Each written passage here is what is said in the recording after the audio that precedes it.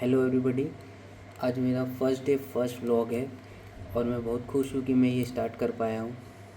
तो सबसे पहले आज जो बड़ी खबर है वो है बजाज हाउसिंग फाइनेंस की, जिसका रिज़ल्ट आया है, जिसका ईयर ऑन ईयर ग्रोथ जो है, जो प्रॉफिट है वो 50% से बढ़ा है, रेवेन्यू 26% से बढ़ा है और AUM ग्रोथ भी 26% से है।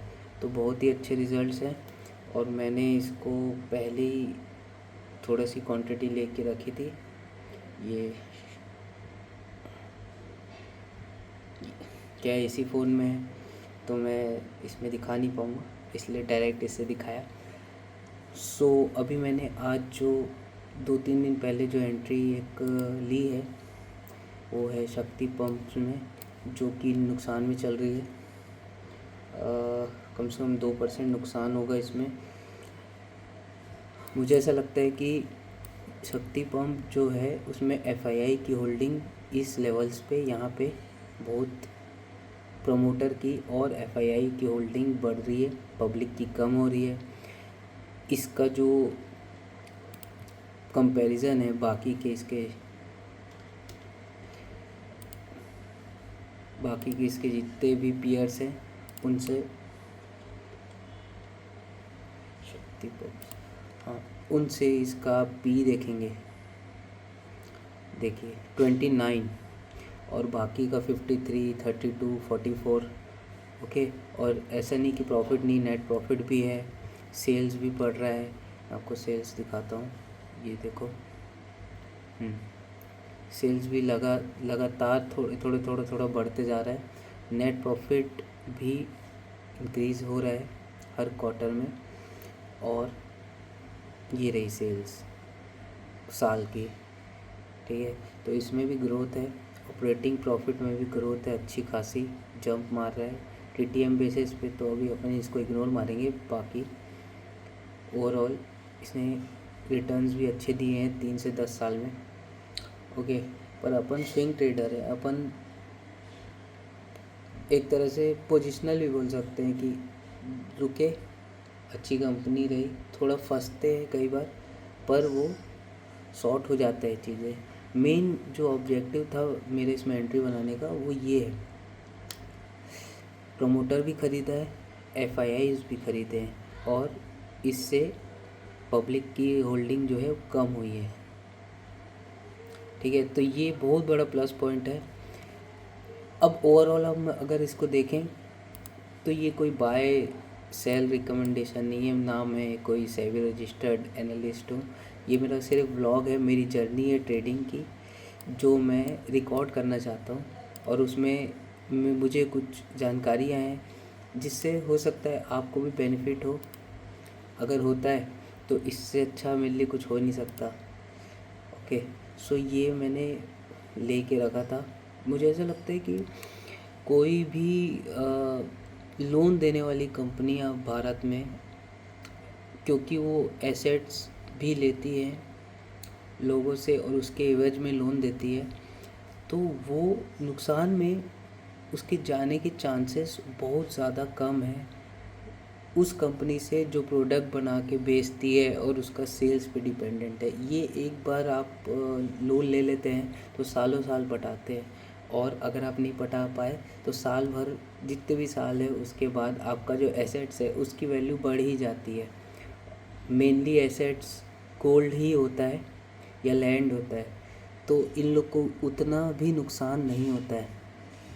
तो इसलिए मैंने फोकस किया है, मेरे एक और बड़ा पोर्टफोलियो है उसमें भी, और यहाँ पे भी अभी मैं फोकस कर रहा हूँ। जैसे शक्ति पंप है, ये तो मेरी पोजिशनल एंट्री है। बाकी मैं ग्रीन एनर्जी और लैंडिंग बिजनेस वाली जो कंपनियाँ हैं उसी में फोकस करता हूँ। मुझे ऐसा लगता है कि इन लोग में कितना भी गिर जाए एक अच्छा रिज़ल्ट आएगा और वापस से कम बैक कर लेगा। 25% यहाँ से यहाँ तक रीडर ने दे दिया है, ठीक है, ये कभी भी कम बैक कर लेगा, ठीक है।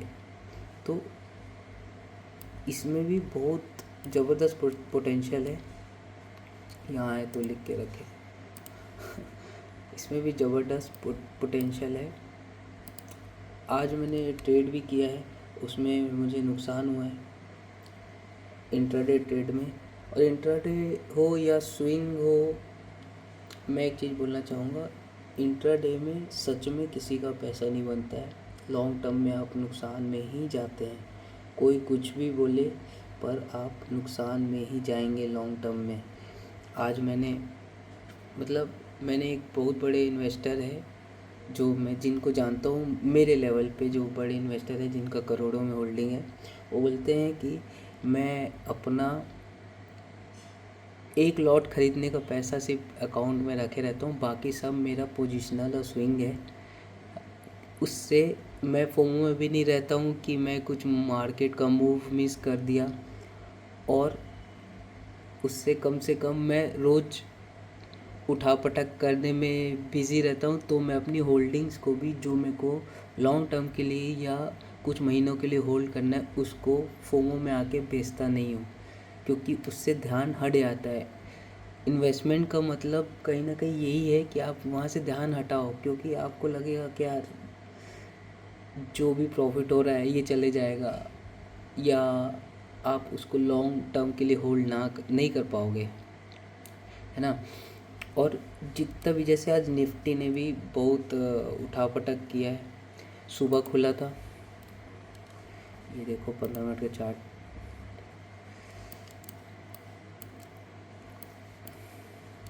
ये आज का,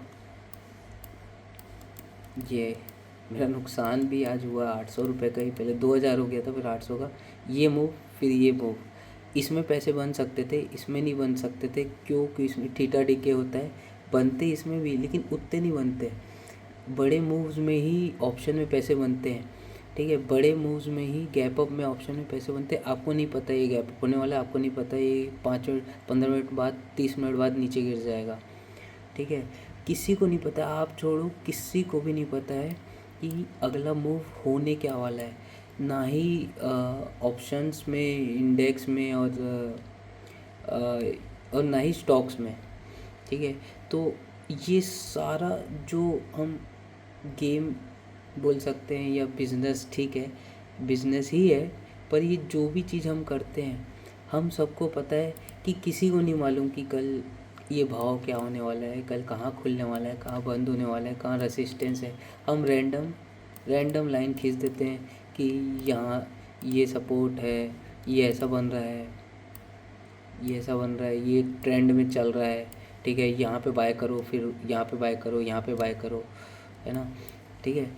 तो ये सब जो है ना, ये कोई भी कहीं भी लाइन खींच दो, जैसे मैंने अभी भी रैंडम ही खींचा, ठीक है, कहीं भी लाइन खींच दो, कहीं भी बेस बना लो, उससे आपको भी मालूम है और मुझे भी मालूम है कि किसी को नहीं पता कि वो वहाँ टच करके रुकेगा कि जाएगा, ठीक है। तो ये सिर्फ और सिर्फ प्रोबेबिलिटी का और अनुमान का गेम है, कि आप अनुमान लगाते हो, आप स्पेसिफिक पैटर्न्स देखते हो, जिसके दम पे आप सोचते हो कि ये यहाँ से ऊपर चले जाएगा। कल कोई न्यूज़ आ जाएगी और ये एक ही कैंडल आपका पूरा बड़ा कैपिटल खा लेगी। तो ये यही है, यहाँ पे पूरा जितना भी गेम है वो सब अनफिक्स्ड है, अपने को कुछ नहीं मालूम, ठीक है। तो आप कैसे एक एज बना सकते हो ये सब चीज़ों में, कि मुझे ऐसा लगता है, जहाँ तक मैं जानता हूँ और मेरा जो जर्नी रहा है अभी तक, उसमें डिलीवरी परसेंट जो रहता है वही सबसे बड़ा चीज़ है।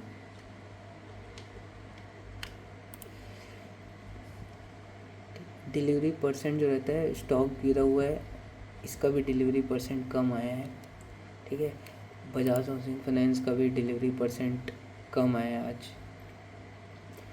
कल इसका बजाज हाउसिंग फाइनेंस का डिलीवरी परसेंट 40 के करीब था, 40 या 49 के करीब था, 49-50 के करीब।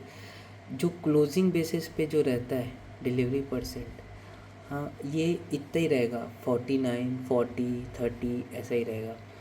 आपको ना हर घंटे इसका डिलीवरी परसेंट देखना है कि अभी क्या है, कि 9:15 से 10:15 के बीच में डिलीवरी क्या है, 10-15 से 11 के बीच, 15-20 की डिलीवरी क्या है, उससे आपको समझ में आएगा कि एक्यूमुलेशन हो रहा है कि नहीं हो रहा है। ठीक है, हमें कौन से स्टॉक में, कम से कम जो स्टॉक में लोग ज़्यादा खरीदेंगे वही चलेगा। जो आपने सोचा है वो एक अनुमान है कहीं ना कहीं। ठीक है, तो मेरा अनुमान है कि बजाज हाउसिंग फाइनेंस है, शक्ति पम्प्स है। ठीक है, अभी जो लेटेस्ट है मेरे पास एंट्रियाँ हैं वो यही है। तो मैं इसी में अनुमान लगा के चल रहा हूँ कि ये दोनों अच्छा करेंगे। अभी मेरी ट्रेडिंग जर्नी है, अच्छा या जैसा भी होता है वो तो आपको भी पता चल जाएगा और मुझे भी। ठीक है, लेकिन हमको कभी भी, मुझे ऐसा लगता है कि एक स्टॉप लॉस मेंटेन करना चाहिए, जो कि होता है कम से कम 7% का। 7% को वापस रीगेन करना बहुत आसान है, क्योंकि आपको वापस कैपिटल उतना जोड़ने के लिए एक 7% का ही गेन चाहिए, 7% को जोड़ने के लिए लगभग। ठीक है, अगर आप 10% या उससे ज़्यादा निकलते हैं तो आपको फिर उसका डबल जोड़ने की ज़रूरत पड़ती है। तो आप स्टॉप लॉस छोटा रखें। ठीक है, और जो भी प्रॉफिट होता है कोशिश करें कि उसका स्क्रीनशॉट ना लेके मेरे जैसे आप उसको बुक करें, क्योंकि जो बुक किया वही अपना है, बाकी सब सपना है। राइट, तो आज भी मैंने शक्ति पंप के और भी कुछ शेयर लिए हैं। ठीक है, ये 800 का नुकसान है, ये 2-2,500 का हो गया था। पूरा थीटा डीके था, पूरा थीटा डीके ही हो रहा है। जिस साइड मूवमेंट हो भी रहा है तो भी वो हल नहीं रहा है, क्योंकि आज मतलब ये जो है ना, ट्रेडिंग का जो गेम है, जो इंडेक्स में अपन करते हैं निफ्टी बैंक निफ्टी, ये सिर्फ टाइम पास का गेम है, सिर्फ टाइम पास का। आप आओ, थोड़ा बहुत कमाओ, इससे आप अमीर नहीं बन सकते, कोई नहीं बन सकता, किसी को नहीं मालूम है ना। लेकिन आपको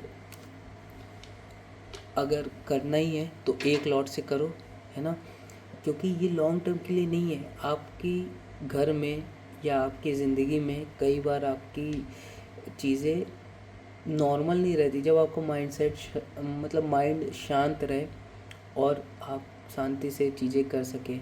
आपके लाइफ में 10 ठोक चीज़ें चल रही होती हैं, उसके बाद आप यहाँ ट्रेड करने आते हैं, फिर आप माइंड अपना शांत नहीं रख पाएंगे। आपको लगे आप 1 हफ़्ता रख सकते हैं, 2 हफ्ते रख सकते हैं, 1 हफ्ते या 2 हफ्ते भी मैं ज़्यादा बोल लिया, 2 दिन रख सकते, 3 दिन रख सकते हैं। राइट, उसके बाद ना लॉस होना ही है, क्योंकि ये अपना मतलब ये कोई गेम नहीं है। आप सिर्फ प्रोबेबिलिटी को अपने फेवर में करो और आगे बढ़ो। बेस्ट तरीका किसी ने भी अभी तक कमाया है, आपके आसपास में भी आप देख लेना, किसी ने ऑप्शन से इससे उससे नहीं कमाया है ना। वो 1-2 बार का बात है, लेकिन सबका आप कैपिटल गेन ही देखेंगे कि वो पोजिशनल ही कमाया है, पोजिशनल ही उसका फ़ायदा हुआ है। उसने होल्ड किया अच्छे स्टॉक्स को, अच्छी पोजीशन में, थोड़ा कुछ जो पैटर्न्स रहते हैं वो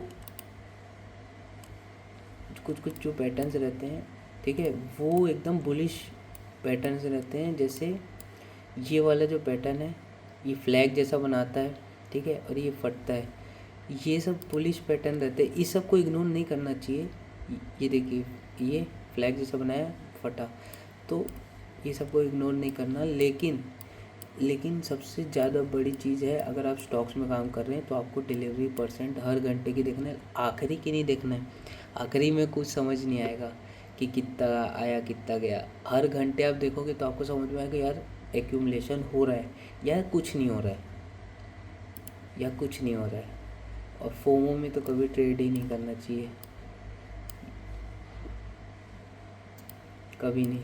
और लॉस मेकिंग कंपनी में भी आपको तुरंत बाहर हो जाना चाहिए, क्योंकि उसमें लॉस बुक करना ही सही है, नहीं तो आपकी हालत या तो ऐसी हो जाती है या तो जेंसॉल जैसी हो जाती है। ठीक है, लॉस मेकिंग कंपनी से दूर रहिए। और मैं रोज़ अपनी ट्रेडिंग का जो भी रहेगा वो शेयर करते रहूँगा। Thanks for watching, bye.